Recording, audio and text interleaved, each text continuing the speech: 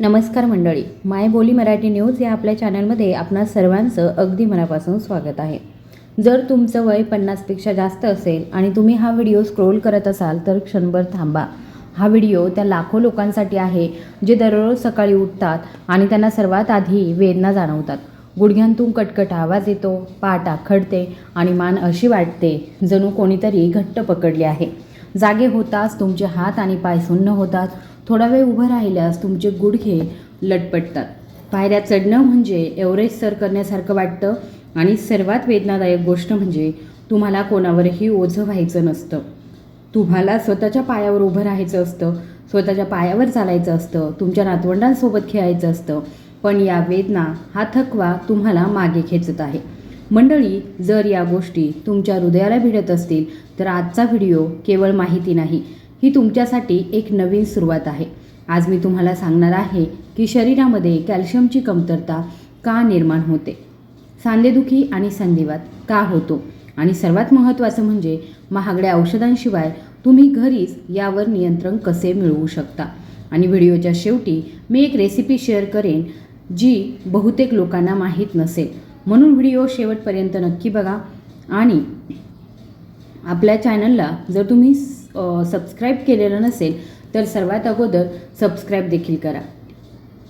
या व्हिडिओमध्ये तुम्हाला अशा रेसिपी शेअर होत आहेत ज्यामुळे तुमचं आयुष्य खूप सोपं होईल. तुम्ही सक्रिय, सशक्त आणि आनंदी राहाल. मंडळी, जर तुम्ही या चॅनलला पहिल्यांदाच भेट दिली असेल तर कृपया सबस्क्राईब बटनावरती क्लिक करा आणि बेल आयकॉनसुद्धा दाबा, जेणेकरून आम्ही येथे देत असलेली माहिती तुमचा डॉक्टरांचा खर्च वाचवू शकते.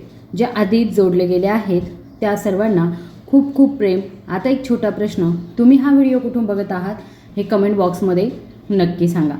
मला हे खूप महत्त्वाचं वाटतं कारण मी माझ्या रेसिपी शेअर करत असते आणि तुमच्या वयानुसार आणि गरजेनुसार ते तयार करत असते. चला तर मग जास्त वेळ न घालवता सुरुवात करूया. मंडळी, आधी आपण समजून घेऊया की ही समस्या कुठून येते. आपली हाडे सजीव आहेत, ती दररोज तुटतात आणि पुन्हा तयार होतात. पण जसजसं आपलं वय वाढतं तसतशी ही प्रक्रिया मंदावते आणि जेव्हा शरीरामध्ये कॅल्शियम, मॅग्नेशियम आणि व्हिटॅमिन डी सारख्या आवश्यक पोषक तत्वांची कमतरता असते तेव्हा हाडे कमकुवत होऊ लागतात. गुडघ्याच्या आतील कार्टिलेज म्हणजे एका उशीप्रमाणे काम करतं, जसं की गाडीतील शॉक अब्सॉर्बर असतं. जेव्हा हा कुडचा झिजतो तेव्हा हाडांवरती घासले जातात. यालाच आपण गादीसुद्धा म्हणतो. तर ही गादी जेव्हा झिजते तेव्हा हाडावर हाडं घासली जातात आणि तेव्हा सुरू होते गुडघेदुखी. सकाळी उठल्यावर जो खडखडाट ऐकू येतो तो हाच आहे. आता प्रश्न असा आहे की कॅल्शियमची ही कमतरता निर्माण नक्की का होते. पहिलं कारण म्हणजे आहार. आपण जे खातो त्यात पूर्वीसारखे पोषक तत्वे राहिलेली नाहीत. बाहेरचं खाणं, प्रक्रिया केलेलं अन्न आणि अतिरिक्त मीठ व साखर हे सर्व हाडांचे शत्रू आहेत. दुसरं कारण म्हणजे सूर्यप्रकाश. शरीराला सूर्यप्रकाश मिळाल्यावरच व्हिटॅमिन डी तयार होतं आणि आजकाल आपण वातानुकूलित खोल्यांमध्ये घरातच बंदिस्त असतो, त्यामुळे आपल्याला सकाळचा सूर्यप्रकाश मिळत नाही. तिसरं कारण म्हणजे वाढत्या वयानुसार आपल्या शरीराची कॅल्शियम शोषण्याची क्षमता कमी होते. याचा अर्थ असा की तुम्ही कॅल्शियम खाता पण तुमचं शरीर ते शोषून घेऊ शकत नाही. चौथं कारण, आणि ही गोष्ट फार कमी लोकांना माहीत आहे, ते म्हणजे जास्त प्रमाणामध्ये चहा, कॉफी आणि शीतपेय पिणं. या पेयांमधील फॉस्फोरिक ॲसिड शरीरातील कॅल्शियम बाहेर काढतं. मंडळी, जर तुम्हाला ही माहिती उपयुक्त वाटत असेल तर आता चॅनलला सबस्क्राईब करा आणि बेल आयकॉन प्रेस करा, कारण मी जे सांगणार आहे ते आणखी महत्त्वाचं आहे. चला तर मग संधिवात म्हणजे नक्की काय आणि तो सांधेदुखीपेक्षा कसा वेगळा आहे हे जाणून घेऊया. सांधेदुखी जी कॅल्शियमच्या कमतरतेमुळे होत नाही. कधीकधी सांध्यांना सूज येते, ज्याला संधिवात म्हणतात. जेव्हा ही सूज दीर्घकाळ टिकते आणि युरिक ॲसिड जमा होतं तेव्हा त्याला गाऊट म्हणतात.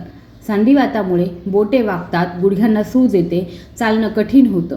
पण मंडळी, काळजी करू नका, कारण आज मी तुम्हाला सांगणार आहे की तुम्ही तुमच्या रोजच्या आहाराने या सर्व समस्या कशा पद्धतीने नियंत्रित करू शकता. चला, पहिल्या उपायाने आपण सुरुवात करूया आणि हा उपाय आहे तो म्हणजे तीळ. होय, ते छोटे तीळ जे तुमच्या घरामध्ये कुठेतरी डब्यात असतील, पण ते किती आश्चर्यकारक आहे हे तुम्हाला माहीत नसेल. मंडळी, तिळामध्ये दुधापेक्षा जास्त कॅल्शियम असतं हे ऐकून आश्चर्य वाटेल, पण हे खरं आहे. 100 ग्रॅम तिळामध्ये सुमारे 975 मिलीग्रॅम कॅल्शियम असतं, तर 100 मिली दुधामध्ये फक्त 120 मिलीग्रॅम कॅल्शियम असतं. तिळामध्ये केवळ कॅल्शियमच नाही तर इतरही घटक असतात. त्यात मॅग्नेशियम, जे हाडांना कॅल्शियम शोषण्यास मदत करतं, झिंक, जे रोगप्रतिकारशक्ती मजबूत करतं, लोह, जे रक्त तयार करण्यास मदत करतं, आणि सेसामिन नावाचं एक विशेष संयुग जे सांध्यांची सूज कमी करतं. हे घटकही असतात.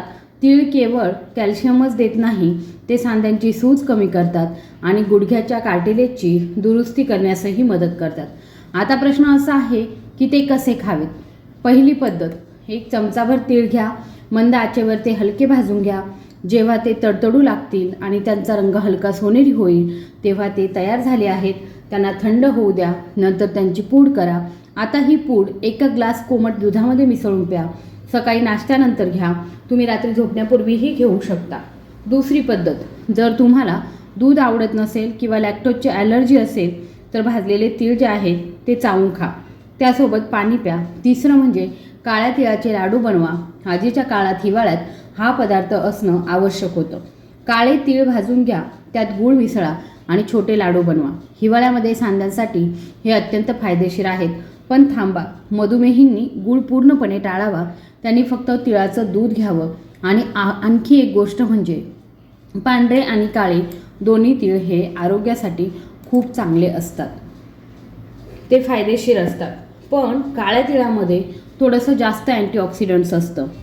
मंडळी, ही सवय लावा. जर तुम्ही 3 महिने दररोज 1 चमचा तीळ खाल्ले तर तुम्हाला फरक जाणवेल. आणि कृपया मला कमेंटमध्ये सांगा, तुम्ही तीळ खाता का आणि कसे खाता. तुमची उत्तरं वाचायला मी खूप उत्सुक आहे. आता आपण दुसऱ्या उपायाबद्दल बोलूया, ते आहे अक्रोड. मंडळी, अक्रोडकडे एक नजर टाका. त्याचा गर अगदी मेंदूसारखा दिसतो आणि असं म्हणतात की जी गोष्ट एखाद्या गोष्टीसारखी दिसते ती तिच्यासाठी चांगली असते. अक्रोड केवळ मेंदूसाठीच चांगले नाहीत तर ते हाडांसाठी सुद्धा उत्तम आहेत. अक्रोडमध्ये ओमेगा 3 फॅटी ॲसिड्स असतात. हे असे घटक आहेत जे सांध्यांची सूज आतून कमी करतात. जणू कोणीतरी आतून बर्फ लावत आहे. इतकंच नाही तर अक्रोडमध्ये omega 6 fatty acid, calcium, magnesium, phosphorus, zinc, तांब आणि व्हिटॅमिन ई देखील असतात. हे सर्व मिळून हाडे मजबूत करतात. ते शिरांमधील सूज कमी करतात आणि दबलेल्या आणि आकुंचित झालेल्या शिरा हळूहळू बऱ्या होण्यास मदत करतात. अक्रोडाचा आणखी एक फायदा म्हणजे ते युरिक ॲसिड नियंत्रित करतात आणि मी सांगितल्याप्रमाणे वाढलेलं युरिक ॲसिड हे संधिवाताचं सर्वात मोठं कारण आहे. म्हणून जर तुम्हाला संधिवाताचा त्रास होत असेल तर अक्रोड तुमच्यासाठी आणखी महत्त्वाचे आहे. ते खाण्याचा सर्वोत्तम मार्ग म्हणजे 2 अक्रोडाचे दाणे रात्रभर पाण्यात भिजवून ठेवणं. सकाळी रिकाम्या पोटी किंवा नाश्त्यानंतर ते चावून खा. 1 ग्लास कोमट दूध प्या आणि एक गोष्ट करा, एका दिवशी तीळ खा आणि दुसऱ्या दिवशी अक्रोड खा. त्यांच्यात आलटून पालटून केल्याने शरीराला पोषक तत्वे मिळतात आणि कंटाळाही येत नाही. मुलांना दररोज 1 अक्रोडाचा दाणा द्या. त्यांची हाडे आणि मेंदू दोन्ही मजबूत होतील. आता एक महत्त्वाचा मुद्दा, काही लोक विचारतात की अक्रोड खूप महाग असतात तर ती कशी परवडतील. मंडळी, अक्रोडाचे दाणे कधीही किलोने खरेदी करू नका. दिवसाला फक्त 2 दाणे, आठवड्यातून 14 हे प्रमाण फार जास्त नाही आणि याचे फायदे कोणत्याही औषधापेक्षा जास्त आहेत. आरोग्यामध्ये गुंतवणूक करणं कधीही तोट्याचं नसतं. मंडळी, जर तुम्हाला आरोग्यवर्धक चॅनलला पाठिंबा द्यायचा असेल तर कृपया आपल्या चॅनलला सबस्क्राईब करा आणि जॉईन बटन देखील तुम्ही क्लिक करू शकता. तिसरी रेसिपी आहे ते म्हणजे भाजलेले चणे आणि ही माझी आवडती रेसिपी आहे. का? कारण ती सर्वात स्वस्त, सर्वात सोपी आणि सर्वात फायदेशीर आहे. मंडळी, भाजलेल्या चण्यांमध्ये प्रथिने, कॅल्शियम, लोह, फायबर, फॉस्फरस आणि झिंक असतात. ते हाडे मजबूत करतात, ॲनिमियाशी लढतात आणि ऊर्जा देतात. पण सर्वात महत्त्वाचं म्हणजे भाजलेले चणे रक्तातील साखरसुद्धा नियंत्रित करतात. याचा अर्थ ते मधुमेहींसाठीही पूर्णपणे सुरक्षित आहेत. खरं तर ते त्यांच्यासाठी एक वरदान आहे. जेव्हा तुम्हाला संध्याकाळी भूक लागते आणि तुम्ही चहाबरोबर बिस्किट खाण्याची इच्छा व्यक्त करता तेव्हा त्याऐवजी 2 चमचे भाजलेले चणे खा. यामुळे तुमची भूक भागेल, साखर नियंत्रित राहील आणि तुमची हाडेसुद्धा मजबूत होतील. तुम्ही यासोबत थोडासा गुळही घेऊ शकता. गुळामध्ये लोह असतं जे रक्त तयार होण्यास मदत करतं. पण पुन्हा मधुमेहींनी फक्त चणे खावेत, गूळ नाही. दुसरा उपाय म्हणजे भाजलेले चणे थोडे लिंबाचा रस आणि मीठ घालून खाणं. ते चवीला स्वादिष्ट लागतात आणि फायदेशीरही आहे. मंडळी, हे 3 उपाय करून बघा.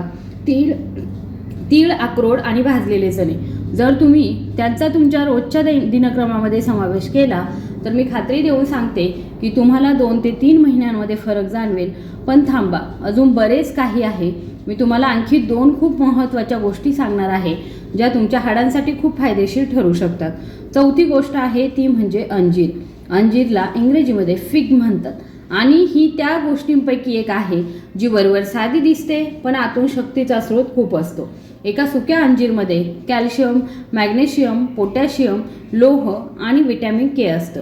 हे सर्व हाडे मजबूत करण्यास मदत करतात, ज्यामुळे ती आटून घट्ट होतात, मजबूत होतात. अंजीरमध्ये एक विशेष गुणधर्म आहे, ते बद्धकोष्ठता दूर करतात आणि हे ऐकून तुम्हाला आश्चर्य वाटेल की याचा हाडांशी काय संबंध आहे. हा एक खूप खोल संबंध आहे. जेव्हा पोट स्वच्छ नसतं तेव्हा शरीरामध्ये विषारी पदार्थ जमा होतात. हे विषारी पदार्थ सांध्यांमध्ये जमा होतात आणि सूज निर्माण करतात. त्यामुळे पोट स्वच्छ ठेवणं हा संधिवात टाळण्याचा एक प्रमुख उपाय आहे.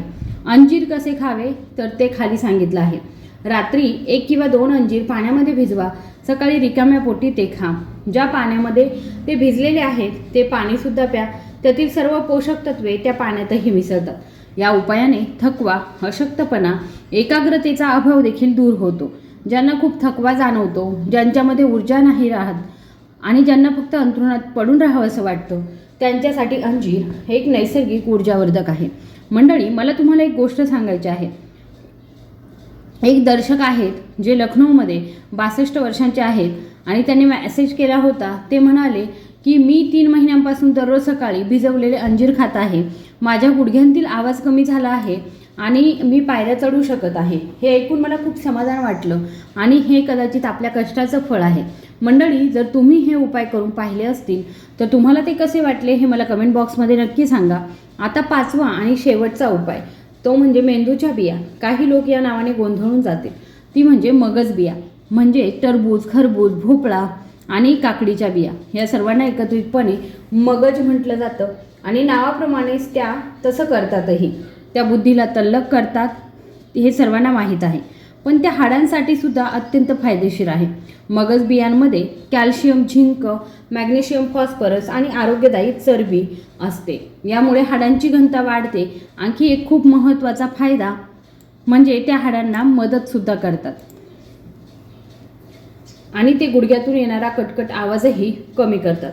तुम्ही कदाचित लक्षात घेतलं असेल की बसताना किंवा उभं राहताना तुमच्या गुडघ्यांतून आवाज येतो. हा आवाज तेव्हा येतो जेव्हा कार्टिलेज पातळ होतं आणि हाडे एकमेकांवर घासली जातात. मगजच्या बिया ती ऊर्जा दुरुस्त करण्यास मदत करतात. ते खाणं खूप सोपं आहे. ते मिश्र फळांच्या दुकानामध्ये सहज मिळतं आणि दररोज 1 चमचा मगजच्या बिया खा. तुम्ही त्या चावून खाऊ शकता किंवा त्यांची पूड करून दुधात मिसळून पिऊ शकता. मुलांना मगजाची पूड दुधात मिसळून द्या. त्यांचा मेंदू अधिक तल्लख होईल आणि त्यांची हाडेसुद्धा मजबूत होतील. मंडळी, आता मी तुम्हाला एक गुपित सांगते जे मी व्हिडिओच्या सुरुवातीला वचन दिलं होतं. या 5 गोष्टी तीळ, अक्रोड, भाजलेले हरभरे, अंजीर आणि मगजच्या बिया. तुम्ही त्या स्वतंत्र खाल्ल्या तरी फायदेशीर ठरतात. पण जर तुम्ही त्यांना एकत्र करून सकाळचा नाश्ता छोटासा बनवला तर तो आणखी शक्तिशाली होतो. एक लहान भांडं घ्या. त्यात भाजलेले तीळ, अक्रोडाचे तुकडे, भाजलेले हरभरे, बदामाच्या बिया मिसळा. दररोज सकाळी नाश्त्यासोबत याचे 2 ते 3 चमचे खा. एक अंजीर रात्रभर भिजवून ठेवा. हा तुमचा रोजचा हाडांचा आरोग्याचा नित्यक्रम आहे. कोणतेही सप्लिमेंट्स नाहीत, पावडर नाहीत, महागडे प्रोटीन शेक्स नाहीत. फक्त घरगुती घटक, परवडणारे, प्रभावी आणि पूर्णपणे सुरक्षित. मंडळी, अन्नाव्यतिरिक्त आणखी एक गोष्ट महत्त्वाची आहे. जर तुम्ही याकडे दुर्लक्ष केलं तर हे उपाय तितकेसे प्रभावी ठरत नाही. ते म्हणजे सूर्यप्रकाश. सकाळी 8 ते 10च्या दरम्यान किमान 20 ते 30 मिनिटं उन्हामध्ये बसा. या वेळेतील सूर्यप्रकाशामुळे व्हिटॅमिन डी तयार होतं जे कॅल्शियम वाढवतं आणि व्हिटॅमिन डी शिवाय कॅल्शियम निरुपयोगी आहे, जसं चालकाशिवाय गाडी. दुसरं म्हणजे पाणी. दररोज किमान 8 ते 10 ग्लास पाणी प्या. तिसरं म्हणजे चहा कॉफीचं प्रमाण कमी करा. दिवसातून 1 किंवा 2 कप ठीक आहे, पण जास्त चहा कॉफी पिऊ नका. फॉस्फरिक ॲसिड कॅल्शियम शोषून घेतं. चौथं म्हणजे थोडंसं चाला. सांध्यांसाठी दिवसातून 20 ते 30 मिनिटं चालणं खूप महत्त्वाचं आहे. चालण्यामुळे सांध्यांना वंगण मिळतं. जे लोक अजिबात चालत नाहीत त्यांचे सांधे लवकर आखडण्याची शक्यता असते. पाचवं म्हणजे वजन. जर तुमचं वजन जास्त असेल तर प्रत्येक अतिरिक्त किलोग्रॅम तुमच्या गुडघ्यांवर तिप्पट जास्त दाब टाकतो. याचा अर्थ जर तुमचं वजन 10 किलोग्रॅमने जास्त असेल तर ते तुमच्या गुडघ्यांवरती 30 किलोग्रॅमचा अतिरिक्त भार देत आहे. म्हणून वजन नियंत्रित ठेवणं तितकंच महत्त्वाचं आहे. आणि शेवटची गोष्ट ती म्हणजे स्वतःची झोप. 7 ते 8 तासांची चांगली झोप स्वतःची दुरुस्ती करते. झोपेमुळे हाडे आणि उती बऱ्या होतात. रात्री उशिरा झोपणं आणि सकाळी लवकर उठणं हे फायद्यांचे शत्रू आहे. मंडळी, तुम्हाला हा व्हिडिओ कसा वाटला कमेंट बॉक्समध्ये नक्की सांगा. व्हिडिओ आवडला असेल तर कृपया व्हिडिओला लाईक, शेअर आणि चॅनलला सबस्क्राईब करायला विसरू नका. धन्यवाद.